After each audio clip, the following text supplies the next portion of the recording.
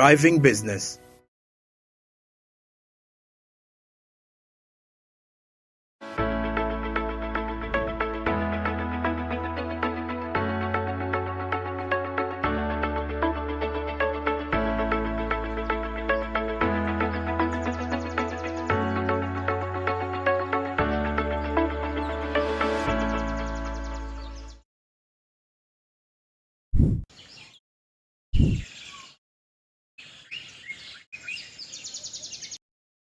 It's 3 minutes past the hour of 9 a.m. and at this particular time, of course, we're heading into the Smb On Ground. But of course, before we get there, remember, Zabo still tells you that you're a trader right there and you're looking for a side hustle. You want to earn money online. Zabo is here for you to make you, of course, that to make that a reality for you. Yes, there's star 292 hash. And of course, quite so many options will be available to you. So you will purchase the government bonds, different company securities, and of course, at your own choice at any time you are. And remember, this is an opportunity for you right there, regardless of where you're located, deep in the village. This time around, there is no excuse. You say, I don't understand stocks. No, you don't need to understand too much stocks. Just dial star 292 hash. You don't need to go to classes to study stocks. It will be that simple. My money, my future. And remember, you're also able to withdraw that money anytime you feel like. And the minimum here we are talking about is 15,000. Okay. Now, away from that, let's head to the Smb On Ground. And the discussion this time around was on, of course, a sector review. And we are looking at the logistics industry, its performance since 2022 began, trying to understand how it's been transparent. But above all, we also looked into the opening of the border of Rwanda and Uganda. Could it have had a sudden impact in a way to the industry, and not neglecting South Sudan and Uganda business forums that took place. That was between the Private Sector Foundation of Sudan and Uganda at the same time. So we need to understand, and definitely looking at the instability in Congo, its impact onto the industry. Smb On Ground has more.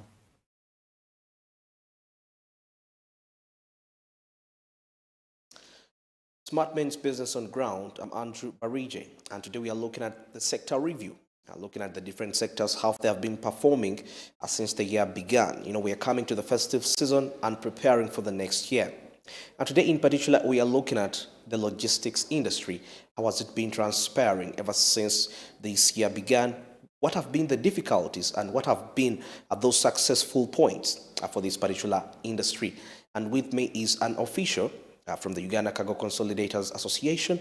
And definitely, we are going to discuss more regarding this matter of the logistics industry performance 2022. He's going to make an introduction for himself as we keep the discussion. Mister, you're welcome on the show. Great. Thank you so much for hosting me today. Karugaba Emmanuel are my names. Practicing Vice Chairman, Uganda Cargo Consolidators Association, and CEO Tesla Logistics Uganda Limited, partnering Timberland Cargo Holdings as shippers from China and other places. Manuel Karugaba. Now, Mr. Karugaba, how has been this year? You can break for us in January. What have those successful points for the industry, and what are those points that have been depressing for the industry this year? Basically, this year we coming from the lockdowns that we had the previous year and trying to see that the economy booms and comes back again. Of course, the logistics industry was not saved by COVID, but we are happy that this year at least we have been managing to move. Like you have seen, we've not had so many challenges this year. We didn't have lockdowns, so we're really moving on a very good note. The economy is picking up. Cargo is being moved now. We are not having so many challenges apart from in logistics, we talk about strategic challenges and maybe operational challenges. Those notwithstanding, we face them every day. But on a bigger scale, we really see logistics moving in the right direction this year. Very interesting. Now, let's also talk about the aspect of the new borders that were opened. For example, let's first review Rwanda before we go to other borders. Wow, that's a great one. Rwanda was really a pain when the border was closed to our traders, most of them who lost business. And we really saw that part of the country suffering a lot, more especially on the informal traders that were trading across borders. But when the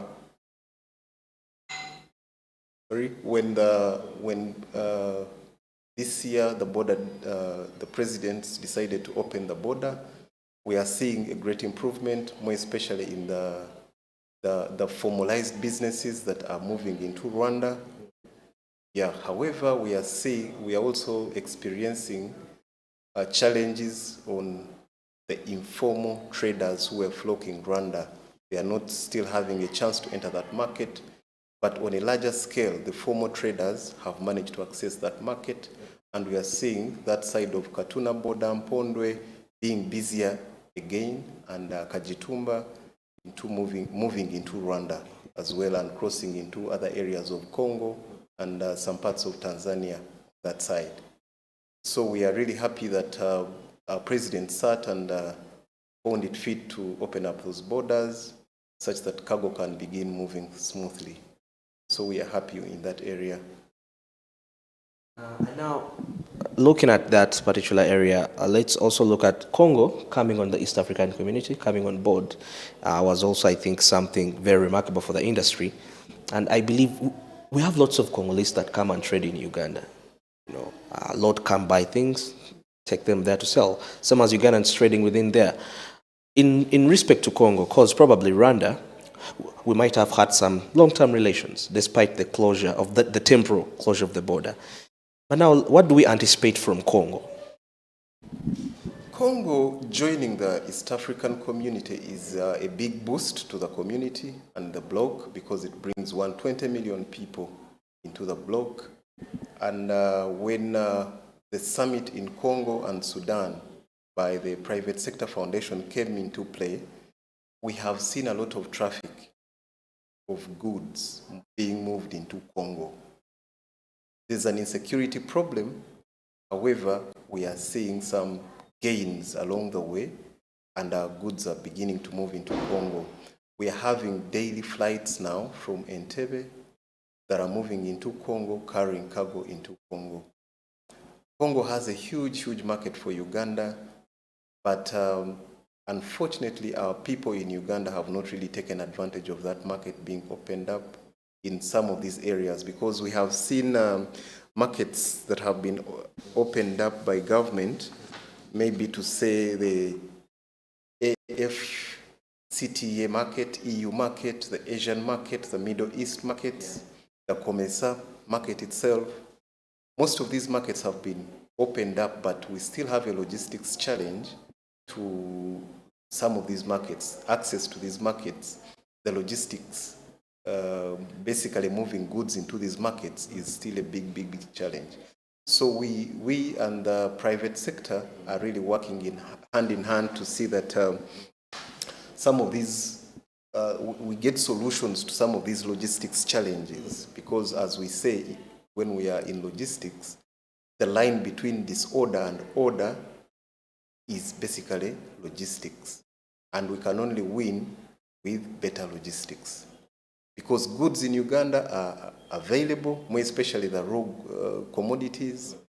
So we just need to get facilities on how we can move most of our goods into some of these neighboring markets. South Sudan is a big market, Congo is a big market, even Rwanda is a big market. So the East African community and the bloc, and most of these markets that have really been opened up, apart from the logistics challenge, we could really be able to access some of these markets and move our country and make our people better. Well, very interesting, very interesting. Now, talking about the logistic challenges and the fact that most of the products that come from our country, Uganda, the ones which we trade within the East African community are raw products. Don't you think, despite, the biggest challenge is perishability. By the time they reach the the place of destiny. How best do you think that can be solved regarding value addition, whereby we don't just put up raw materials regarding that? Don't you think the value addition aspect could be a solution to that, to make them better? Or they call it, there is this concept of, they call it, this juice they make and they put preservative, preserving them. Let's talk about that. Of course, value addition has been a thing for government to make sure that they encourage value addition on most of our products. And government has really come up with strategies on how they can help on value addition. They have come up with strategies, say like when we talk of the Free Zones Authority. Free Zones Authority is really putting up facilities, more especially at the airport. They are putting up a facility. In some of these inland ports, they are putting up facilities. And these facilities, we are hoping that they could be able to provide the cold rooms that can really be able to hold some of these perishables until they are flown out of the country. So in government strategy to value add on these products, they have come up with a lot of interventions, fiscal policies to reduce tax on some of the inputs that are really coming into the country to make sure that we can add value onto our products. So on the physical bit, government is working with URA and some of the government agencies like the FZA to see that they can reduce on taxes on inputs that are directly connected into value addition of some of our products. However, what we are seeing is there's some laxity and there's not so much movement. As you know, government really moves slow. This thing should have been done very fast. And we also see like the introduction of the Uganda Airlines coming back on board, and we can be able to move some of these goods faster into some of these markets. Like now, Uganda Airlines is moving into Somalia, it's moving into Tanzania, it's moving into some of these neighboring countries. It's really opening up these markets, and we are able to move some of these goods faster and more efficiently. However, we also see a challenge of rates by Uganda Airlines and some of these players that are really moving some of these products into these markets. Yes. So what we see at UCCA are more of the challenges, but we are in talks with the Private Sector Foundation. We are in deliberations every day to make sure that the logistics bit is really handled in a way that can really foster movement of goods, is a movement of goods into these markets that have really been created by government. Yes. Very interesting and very interesting. Now, you talked about Congo, and we saw the aspect of insecurity. I really wanted us to talk about that. Has it in any way, do we have real life scenarios where the industry has been affected by the insecurity going on in that country? Of course, security is a big issue. Where I sit, I cannot really talk about the security issues, but what I know, the little that I know, the longer Congo stays in conflict, the more we lose as a nation and the more we lose as Africans. Because Congo has a huge, huge market. And the interventions of these countries to make Congo a better place really helps us as Africans and helps us as a bloc. Where we sit as UCCA or private sector, the players really want to see peace in these parts of Congo, and maybe opening up networks like government of Uganda is now building roads into some of those places. So we really need where we sit, and our view is we want that place secure such that our people can trade. I'll give you a scenario. Recently at UCCA, we were given an order of 5 million trays of eggs move into Congo, but we couldn't get the eggs. Couldn't get them. We got 1 million eggs. Nobody could supply the eggs. But the challenge was How do you move these eggs into that market? How do you mobilize these eggs? Because we couldn't get the eggs in Uganda, but people had the eggs. People had the eggs to move. So when we put up an appeal for like 2 weeks, we managed to get the eggs. So that shows you that the products in Uganda are there. The market in Congo and all these other places has been opened up and it's there. We are still facing a challenge of the cost of logistics, because in the biggest challenge is how do we move them at a lower cost such that a businessman can get a profit. That is what we are talking about now as a challenge. So that is why in every engagement we get, it is to engage government and put facilities that can actually reduce the cost of doing business into these markets. Because the markets are there, the products are there, so we just need to strategize and see how do we reduce the cost? How do we get into these markets better? Yes, basically that's what we are talking about, and the more engagements we have with government and government knowing its role and moving faster on some of these projects that they commit to undertake is really what is key for the business people and the people at large, I would say. And then maybe before we wind up, let's take a look at the private sector's contribution towards the logistics industry. Of course, private sector has really contributed a lot, because private sector really moves the economy. The economy is moved by the private sector. We have so many players who are moving this cargo into some of these markets. Yeah, but notwithstanding, the logistics bit is still a big challenge, more especially when we talk about the standard gauge railway, when we talk about the meter gauge railway by government. Some of these projects should be things that should have been done long time ago. The inland ports, Bukasa Inland Port, some of these inland ports help to reduce the cost of importation and provide better services and facilities to move cargo and maybe to store cargo. So the private sector is ready to play its part, but most times we are let down by government being slow. The bottlenecks are bigger than what we would manage as private sector to do, to work on.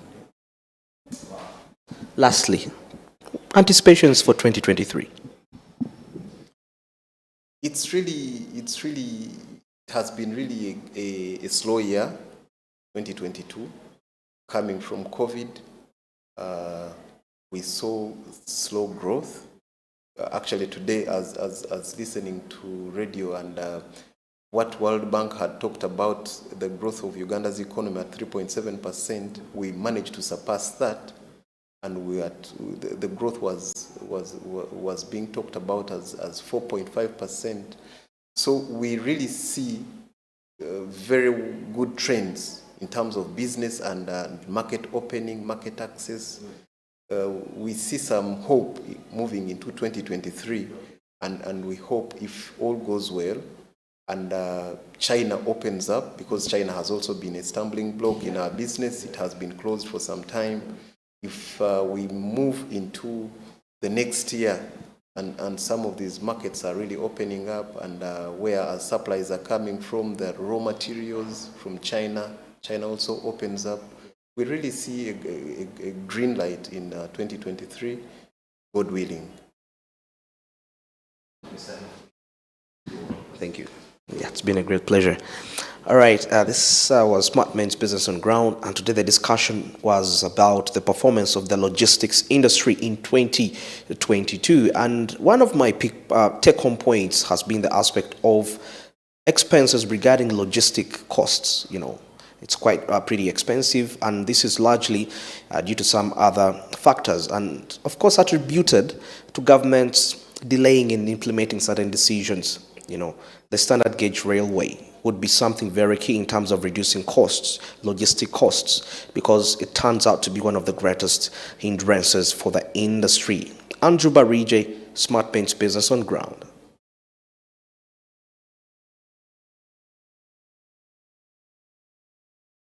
Particular one on ground on regards to the logistics and the performance from that sector, pretty much for the people who have actually been coming in to export and import goods and services to and out of the country. Well, basically, as we are heading out of this particular one, this week is the week which is leading us to the festive season, Christmas to be more precise, Christmas Day celebrations and the Boxing Day celebrations. You get to realize that we need to be very, very cautious. As news reaching us this particular morning is that Honorable Patrick is now, Patrick, who is now Okabe, who is now late as we speak, has passed on due to an accident with his wife and the driver. So that clearly takes us back to a time when we have to be very cautious on the road and to apparently say very sad news indeed for the people of Serere district in there. So apparently this is something that we should be very cautious about. We as the drivers, as we are heading to the festive season and as the week is just starting, also with the fact that the rain is actually coming in from it's a rainy season for now, so we expect sleepy roads and all stuff like that, but pretty much a situation that we should be very very honored to say, if you have life at this time, it should be the best asset that you should be grateful for. That's quite very, attributing that to the extreme weather conditions, lately, roads. I mean, see that summer when it rains, you have to right.